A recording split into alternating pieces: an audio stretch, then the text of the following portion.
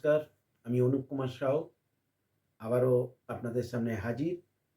আজ আপনাদের একটি গল্প শোনাই। গল্পটা আমার জীবনে ঘটে যাওয়া। তখন ২০০১ সাল। আমি পড়াশুনো প্রায় শেষ করেছি। শেষ করে চাকরির জন্য বিভিন্নভাবে ঘুরে বেড়াচ্ছি। তা একটি বড় রেপুটেড মেডিসিন কোম্পানিতে আমি চাকরির জন্য গেছি ইন্টারভিউতে। তা ইন্টারভিউতে যাওয়ার পরে গিয়ে ইন্টারভিউ হলে গিয়ে দেখি ৩ জন এক্সপার্ট বসে রয়েছে। তা সেখানে আমি আমার সিভি দেখালাম। সিভি-টিভি দেখার পরে বিভিন্ন কোয়েশ্চেন এসছিল।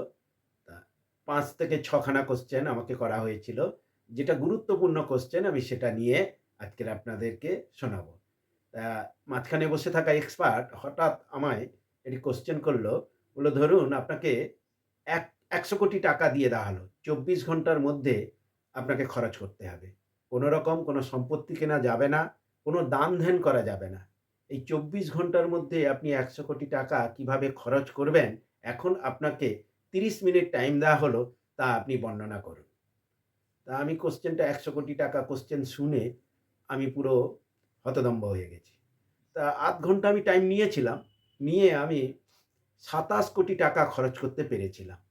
কিন্তু কোনোভাবে যেহেতু সম্পত্তি কেনা যাবে না, দান-ধ্যান করা যাবে না, তা ১০০ কোটি টাকা খরচ করতে পারিনি বলেই ওই ০.৫ ঘন্টা সময়ের মধ্যে ২৪ ঘন্টায় খরচ করতে হবে। তা আমার সেদিন চাকরিটা হয়নি। আমি ওখান থেকে ফিরে এসেছিলাম।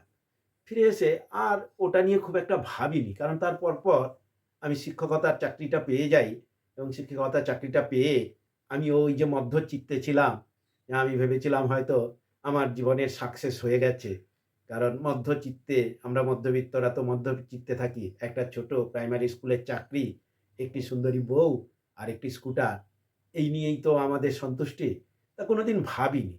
পরবর্তীকালে যখন এই সাবকনশাস মাইন্ডের বিষয়ে পড়াশুনো শুরু করলাম বা রিচ মাইন্ডসেট, পুয়ার মাইন্ডসেট এসব বিষয়ে পড়াশুনো শুরু করলাম, তখনই বুঝলাম সেদিনের ওই এক্সপার্টের করা কোয়েশ্চেনটা কত গুরুত্বপূর্ণ। হ্যাঁ বন্ধুরা, আমরা আমাদের সাবকনশাস মাইন্ডে আমাদের কল্পনাটাকে যত বড় করতে পারবো, আমরা ঠিক সেই জায়গায় অবস্থান করব।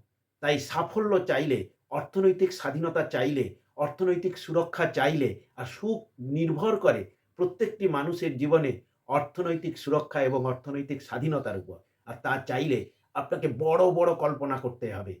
সেদিন যদি আমি কল্পনা শক্তি দিয়ে ১০০ কোটি টাকা কোনো রকম দান-ধ্যান কিংবা সম্পত্তি ক্রয় না করে খরচ করতে পারতাম, তাহলে আমি সত্যি ওই জায়গায় পৌঁছাতে পারতাম, সাকসেসের জায়গায়। তাই বন্ধুরা, আমার এই অভিজ্ঞতা থেকে আমি যেমন শিক্ষা নিয়েছি, আপনারাও আজকের থেকে শুরু করুন। প্রত্যেকে খাতা পেন নিয়ে এই মুহূর্ত যে যেই মুহূর্তে আমার ভিডিওটি দেখছেন, বসে যান, খরচ করুন।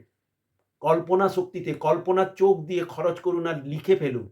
আমি জানি বন্ধুরা, ০.৫ ঘন্টা নয়, ১ দিন নয়, ২ দিনে হয়তো পারবেন না। চেষ্টা করুন। যেদিন আপনি এই ১০০ কোটি টাকাকে দান-ধ্যান না করে, সম্পত্তি ক্রয় না করে খরচ করে ফেলতে পারবেন, সেদিন আপনি ভাববেন আপনার কল্পনা শক্তি ঠিক জায়গায় পৌঁছে গেছে এবং আপনি সাকসেসের অনেক দোরগোড়ায় আছেন এবং আপনি তা অর্জন করতে পারবেন। নেপোলিয়ান হিলের একটি মহান কথা দিয়ে আমি আজকের ভিডিও শেষ করব। মানুষ যা কল্পনা করে তা যদি মানুষ বিশ্বাস করে, মানুষ তা অর্জন করে।